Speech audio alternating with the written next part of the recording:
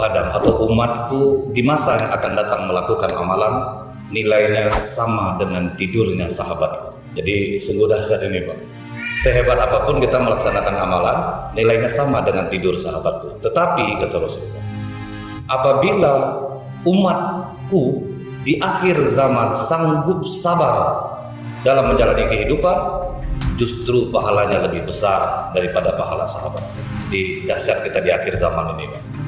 Nah, kita akan mencari tahu Pak, bagaimana sisi sahabat Rasulullah SAW agar ini menjadi motivasi bagi kita. Kenapa sahabat Rasulullah itu begitu tinggi nilainya di sisi Allah. Yang pertama kita akan membahas tentang Abu Bakar Siddiq radhiyallahu anhu. Jadi nama Abu Bakar Siddiq ini sebetulnya adalah Abdullah bin Utsman. Jadi bukan Abu Bakar Siddiq, Abdullah bin Utsman. Kemudian ibunya bernama Ummul Khair binti Sakhar.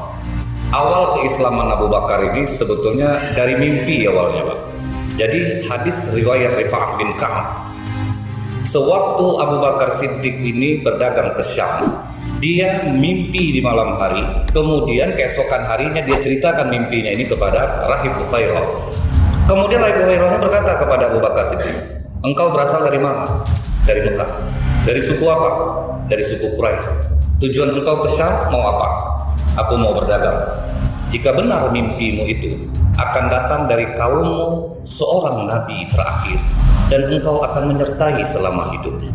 Nah, mimpi ini dirahasiakan oleh Abu Bakar Siddiq. Dirahasiakan Pak.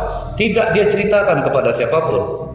Sampai Rasulullah memproklamirkan diri sebagai nabi. Di saat itulah Abu Bakar Siddiq datang, kemudian bertanya kepada Rasulullah, engkaukah yang mengaku Rasul Muhammad? Iya. Kalau memang engkau seorang Rasul, apa bukti kenabianmu itu benar? Maka Rasulullah mengatakan, mimpimu yang kau ceritakan kepada Rahib Bukhairah sewaktu engkau berdagang ke Syam dulu. Di situ kaget Abu Bakar Siddiq, padahal mimpi itu dia tidak ceritakan kepada seorang pun. Saat itu juga dia peluk Rasulullah SAW dan dia mencium keningnya dan dia bersyahadat kepada Rasulullah dengan menyebutkan asyhadu an la ilaha illallah wa asyhadu anna Muhammadar Rasulullah. Masuk Islam hanya karena mimpi yang telah lama yang tidak pernah dia ceritakan kepada siapapun. Kemudian isyarat yang kedua, ini hadis riwayat Ibnu Abbas. Sewaktu dia berumur 16 tahun, Abu Bakar berumur 16 tahun, Rasulullah berumur 18 tahun. Jadi Rasulullah ini Pak lebih tua 2 tahun 6 bulan dibanding Abu Bakar Siddiq. Jadi sewaktu mereka sama-sama berdagang ke Syam, semua orang sudah istirahat duduk, tetapi Rasulullah SAW memilih duduk di bawah pohon bidara. Sehingga Rahib Bukhairah itu bertanya kepada Abu Bakar Siddiq, karena dia selalu cerita dengan Abu Bakar. Wahai Abu Bakar, wahai Abdullah, siapa nama pemuda yang berteduh di bawah pohon bidara itu? Oh, namanya Muhammad bin Abdullah. Tidak ada yang berteduh di bawah pohon bidara setelah Nabi Isa, melainkan dia adalah seorang Rasul akhir zaman. Jadi dari umur 16 tahun, Abu Bakar ini sudah ada Pak, meyakini bahwa Muhammad ini akan menjadi seorang Rasul. Nah, ini hadis yang kedua tentang proses permulaan Islamnya Abu Bakar Siddiq. Kemudian yang berikutnya, bagaimana cintanya Abu Bakar kepada Rasulullah SAW. Pernah Abu Bakar ini menangis bercerita dengan Umar bin Khattab. Ini hadis riwayat Hatim. Ditanya oleh Umar, wahai Abu Bakar, apa yang membuat engkau menangis?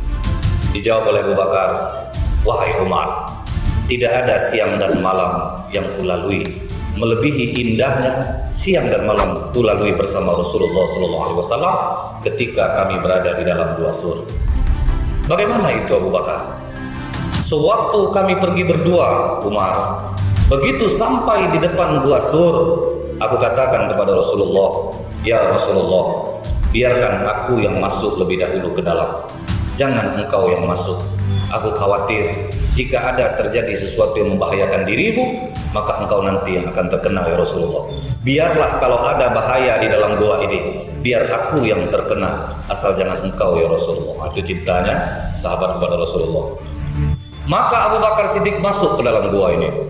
Begitu dia masuk ke dalam gua Sur, dia melihat di sekeliling gua itu Pak, banyak lubang ular di sekeliling gua tersebut. Apa yang dilakukan Abu Bakar? Dia buka jubahnya, kemudian dia robek-robek, ditutupnya semua lubang ular itu Pak. Setelah semua lubang ular tertutup di atas, pakaian untuk yang lain tidak ada lagi, rupanya masih ada sisa 2 lubang lagi di lantai. Ada lagi lubang Pak, lubang ular, yang ularnya masih ada di dalam. Maka Abu Bakar Siddiq menutup kedua lubang ular itu dengan kaki. Dicintanya Abu Bakar kepada Rasulullah Pak. Setelah ditutupnya lubang ular itu dengan kedua kakinya, maka baru Abu Bakar memanggil Rasulullah, "Ya Rasulullah, masuklah ke dalam, sudah aman." Masuk Rasulullah SAW ke dalam. Begitu sampai di dalam, aku melihat betapa letihnya wajah Rasulullah. Kemudian aku katakan, "Ya Rasulullah, tidurlah di atas pangkuanku." Nah, itulah siang dan malam yang indah yang kulalui bersama Rasulullah SAW. Maka Rasulullah tertidur di atas pangkuanku. Kita secinta apapun sama istri, sama anak, berapa menit kita sanggup kepalanya di atas pangkuan kita, Pak. Tapi ini hanya seorang sahabat, tapi begitu cintanya kepada Rasulullah, dia biarkan Rasulullah tidur di atas pangkuannya, Bu. Sementara posisi kakinya menutup lubang ular. Di tengah malam, kata Abu Bakar, tiba-tiba salah satu ular yang berada di lubang itu menggigit kakiku. Sekujur tubuhku mampu menahan sakitnya gigitan ular itu, tetapi mataku tidak. Jadi ini Pak, kalau kita Pak menutup lubang lipan saja kena gigit Pak, siapa yang ada di atas pangkuan kita terlambung semua tuh Pak. Tapi ini tidak ditahan Pak, ditahan oleh Abu Bakar Siddiq sampai mataku tidak mampu menahan. Tubuh tidak mampu menahan Bu, tapi mata tidak. Keluarlah air mata Pak, tertetes wajah Rasulullah SAW. Nah, ini perbedaan air mata ini begini Pak.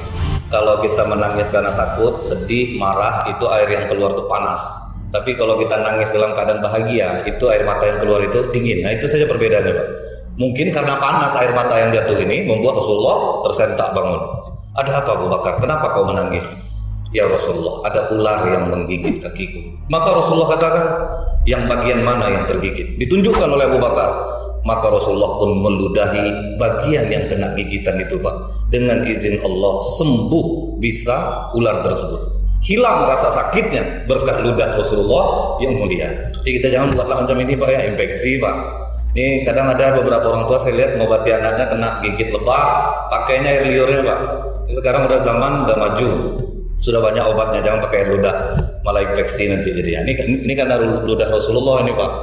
Jadi berlalu malam, paginya begitu keluar dari Gua Sur, di situ Rasulullah baru sadar. Ternyata Abu Bakar tidak mengenakan pakaian semalam. Ditanya oleh Rasulullah, "Kemana bajumu Abu Bakar?" "Kemarin ketika aku masuk ya Rasulullah, kulihat banyak lubang ular di sekeliling gua ini. Jadi aku memakai gamisku dan kurobek untuk menutupi semua lubang ular itu. Dan tersisa 2 lubang, aku tutup dengan kakiku. Itulah yang menggigitku semalam." Mendengar itu menangis Rasulullah. Rasulullah pun berdoa kepada Allah, "Ya Allah, letakkanlah Abu Bakar dalam derajatku di surga." Nah, jadi itu doa Rasulullah untuk Abu Bakar Siddiq. Begitu cintanya Pak, sahabat kepada Rasulullah. Kalau kita mungkin masih sebatas sholawat banyak, cuman yang merasakan seperti sahabat ini Pak. Jadi ini yang membuat kita akhirnya, waduh, pantas sahabat itu sehebat apapun amal ibadah kita sekarang, sama nilainya dengan tidurnya para sahabat. Kemudian Pak, kita lihat pula bagaimana Abu Bakar Siddiq bersedekah. Pernah Umar iri Pak, iri kepada Abu Bakar Siddiq, tapi iri dalam hal kebaikan. Jadi Umar waktu itu bertekad, sekarang aku akan menandingi sedekah Abu Bakar. Aku tidak boleh kalah lagi sekarang. Maka Umar membawa 50% harta yang dia miliki ke hadapan Rasulullah. "Ya Rasulullah, terimalah, ini infakku untuk jalan Allah." Ditanya oleh Rasulullah, "Sebanyak ini engkau bersedekah Umar, berapa yang kau tinggalkan untuk keluarga?" "Aku meninggalkan untuk keluargaku sebanyak yang aku berikan ya Rasulullah." Perhatikan, separuhnya Pak. Kemudian aku sengaja duduk di sisi Rasulullah untuk menunggu Abu Bakar datang. Tidak lama berselang Abu Bakar pun datang, membawa hartanya yang banyak. Rasulullah pun bertanya kepada Abu Bakar dengan pertanyaan yang sama denganku. "Wahai Abu Bakar, engkau bersedekah sebanyak ini, berapa banyak yang kau tinggalkan di rumah?" "Yang kau tinggalkan di rumah hanya Allah dan Rasulnya ya Rasulullah." Artinya apa Pak? Habis Pak, seluruh hartanya habis dia infakkan. Jadi makanya kata Umar, aku tidak akan pernah dapat menandingi Abu Bakar Siddiq di dalam hal bersedekah. Dahsyat Pak, sedekah seluruh harta yang dia miliki. Nah, tapi ingat, sahabat ini berani dalam jarak yang aman, Pak. Mereka itu punya penghasilan yang memang akan ada penggantinya. Ini pulang dengar pengajian ini, Bu, sedekahkan harta semua jadi gelandangan nanti, Pak. Ini sebagai motivasi kita.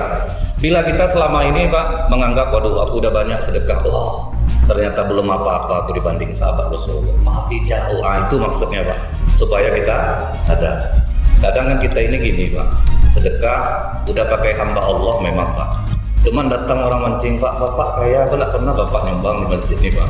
Jangan salah, kalau itu yang hamba Allah tuh aku semua. Tersebutnya susah, Pak. Jadi begitu kita ini sulitnya, dan ini jadi pelajaran bagi kita. Nah, kemudian yang berikutnya, ketika Rasulullah wafat, itu sahabat yang paling tenang tuh Abu Bakar Siddiq, Pak. Karena dia jauh sebelum Rasulullah wafat, dia sudah merasakannya. Di saat Rasulullah pulang haji wada, menceritakan kepada sahabat bahwa Jibril turun kepadaku. Kemudian Jibril pun membawa wahyu. Al-yauma akmaltu lakum dinakum wa atmamtu alaikum ni'mati wa raditu lakumul Islam madinah. Pada hari ini telah kusempurnakan bagimu agamamu, telah kucukupkan nikmatku kepadamu, dan aku ridho Islam menjadi agamamu. Semua sahabat waktu itu, Pak, menganggap, aduh, kita udah bahagia, Islam sudah bebas, sudah merdeka, Allah sudah ridho. Kan cuma Abu Bakar Siddiq yang menangis ketika ayat itu turun. Jadi orang bertanya kepada Abu Bakar, kenapa engkau menangis? Bukankah seharusnya kita gembira? Agama Islam sudah lengkap, kita sudah nikmat, sudah cukup, Allah sudah ridho. Maka kata Abu Bakar Siddiq, idza tama amrun bada naqsu. Kalau Islam ini sudah lengkap, berarti akan ada yang berkurang. Jadi itu saja kata Abu Bakar Siddiq. Jadi ketika Rasulullah wafat, Abu Bakar datang ke rumah Rasulullah. Kemudian dia mencium kening Rasulullah. Wahai Rasulullah, engkau tidak akan mengalami sakit lagi setelah hari ini. Jadi Abu Bakar yang paling tenang, karena dia sudah tahu isyarat ini sudah lama. Tetapi Umar bin Khattab di luar, Pak, marah. Apa yang dialami Rasulullah sekarang sama dengan Musa ketika dia menerima wahyu. 40 hari dia pergi menghilang, kemudian dia kembali lagi. Siapa di antara kalian yang mengatakan Rasulullah wafat, aku penggal kaki kalian. Jadi marah Umar waktu itu, Pak. Dia tak yakin Rasulullah meninggal. Kalian jangan satupun mengatakan Rasulullah meninggal. Maka Abu Bakar pun keluar meminta perhatian para sahabat yang lain, karena sahabat tahu Abu Bakar sepertinya mau bicara. Maka mereka pun mendekat kepada Abu Bakar Siddiq. Abu Bakar Siddiq pun membacakan ayat surah Ali Imran 144. Wa ma Muhammadun illa rasulun qad khalat min qablihi rusul. Muhammad itu tidak lain hanyalah seorang rasul. Sungguh telah berlalu sebelumnya beberapa orang rasul. Lanjutan arti ayat ini, apakah jika dia wafat atau dibunuh kamu berbalik ke belakang atau murtad? Barang siapa yang berbalik ke belakang, maka ia tidak dapat mendatangkan mudarat kepada Allah sedikit pun, dan Allah memberi balasan kepada orang-orang yang bersyukur. Tiba-tiba bergetar Umar bin Khattab. Rasa baru pertama kali aku membaca ayat dan mendengar ayat ini.